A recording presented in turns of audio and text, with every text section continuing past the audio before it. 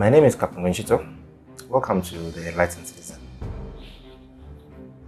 Today I'm going to veer off from the script and maybe speak about something else that is important. Something that maybe you may have thought about, or you may have wanted to speak about. Maybe you've just never found the audience or the opportunity. You know, I think about the Zambian. If you're a foreigner who has just come into Zambia, how would you describe a Zambian? What would you say about a Zambian? Who is this person called a Zambian? What defines a Zambian? Now, there are some things about a Zambian that I think they become normal. Everyone just looks at them and they ignore them. But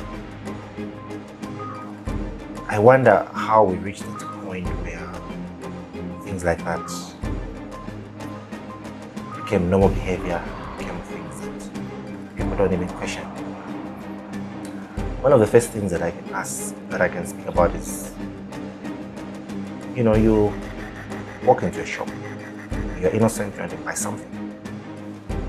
You have the money that you need to buy whatever you need to buy. And unfortunately, most shops are not owned by Zambians. There are a few, but most of them are not owned by Zambians. They are owned by foreigners, but the people who do the general work are Zambians. Then you find this Zambian who accosts you into a corner and starts making offers to you to sell you the products at maybe half the price or whatever price they come up with. And then they want you to agree to that so that they can sell you that product. And then maybe if there's a difference, you share the difference. Now, that's a very Zambian behavior.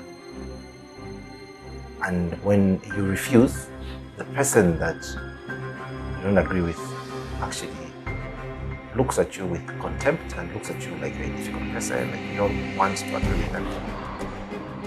Now, how did theft become so common in places? I mean, how is it that a person can even feel so comfortable to approach a person that they don't know and make such an offer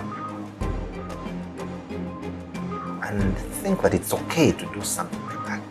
How is it? And the problem is that is a very Zambian behavior. And if you're doubting what I'm saying, just walk into any shop. Especially these shops that are manned maybe in town, especially Chacha Road or Freedom Way or a hardware. Just try and just go there. You want to buy something, and you'll be amazed at how you will be approached privately by the person working in the shop, offering you that you do what they call some deal, so that you can deprive the owner of the business of the income that they need. And the people who do those things, they even expect to get paid at the end of the month. Now, what kind of behavior is that? That's one of the things. The other things that really worries me, that has become normal in Zambia, is just go to a public place, maybe at a bus station, a market, and just look at the state of the toilets. The public toilets are filthy.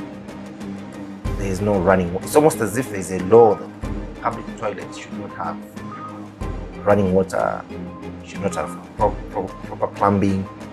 So you find normally there is a big drum. I don't know why, but normally it's blue in color or green, a big drum with water, a dirty drum. And you find like a small bucket in there and normally the bucket is yellow, and these things are really filthy. And then you find that on the floor there's a lot of water, and it's even written fee-paying toilet. And people pay money to go into those, and somehow that is normal in Zambia. You just expect that you can go into a toilet like that, and we've accepted. Now, what kind of behavior is that? What kind of humanity is that? How did we reach a level where we allow such things to become a part of who we are and it becomes normal? What kind of human beings are we? What kind of people are we? And that just really worries me. And you find there are people there and they're even going to those places. It's very comfortable. One of the other things that also I think about, in the first video I had mentioned that I'm a lawyer. So when you go to court, same. The court's toilets are filthy. Half the time the toilets are locked, so you have to move around, find the key, and then you find that key. Maybe you have to pay someone. Then once you get that key, the toilet is the same story. So what is it such a problem to run a toilet over plumbing? What is the issue in Zambia? Why do we fail to manage a basic thing like a public toilet? And then at court also the problem is that you may have to spend the whole day there, but you find that there are no facilities where you can sit in a proper library, or where you can have a coffee, or where you can have a snack, where you can just sit and just relax. And then also you find that when you go there, there's no parking, but they know that it's a public place, that people come every day, they people spend time there, but you can't even find parking. But it's normal, and somehow we just accept that behavior, and somehow life is moving. Now, how did we end up like that? What happened? How can you be a people who are so comfortable with mediocrity? The other problem, obviously, is corruption. You go to government office, you're trying to get maybe your passport or your NRC or whatever. You even know that you find someone who is going to ask you for money, and that if you don't pay money, you are not going to get the things that you need. And somehow it's acceptable that when you go to passport office or when you go to get your NRC, you need to go with some money to pay. Now, why should it be like that? What kind of people are we? Now, for me, what makes it difficult is that Zambia has even been declared as a Christian nation.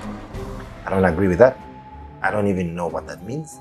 Now, I think that Christianity is a very practical religion, and it teaches things that are very practical. So I don't see anything Christian about Zambia. And sometimes when I think about it, I say, maybe Zambia is a Christian nation, like maybe a name. Maybe you can say, my name is Christian Panda or Christian. It's not about a religion. It's a name. So why are Zambians so comfortable doing wrong things and with mediocrity? Right now, the politicians, all of a sudden, the politicians have become businessmen with a lot of money, and they're busy donating buses and donating cash. But this is a country where the country is distressed. This is a country where you can't even pay interest payments on loans for $40 million, or just something in excess of that. Now, $40 million, that is the kind of money, let's say, a soccer player makes in Europe, maybe per year.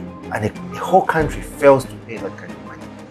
And yet the politicians are saying that they're businessmen and they're busy donating cash and they're busy donating buses. And the people somehow, that behavior is normal, and people are just watching that behavior. So, what is wrong with us? I think that as the enlightened citizen, these are some of the things that we need to start questioning. These are some of the things that we need to say. We need to put a stop and say, no, this cannot continue. This is not normal. We need to have a vision as citizens of Zambia of the kind of country that we want.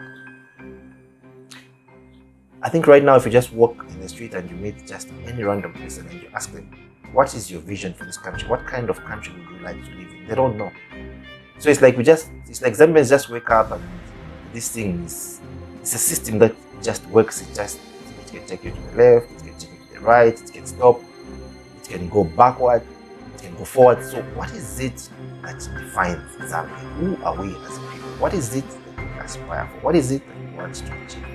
What defines us as a people? Now, as an enlightened citizen, those are the topics that I think in the future we will be dealing with.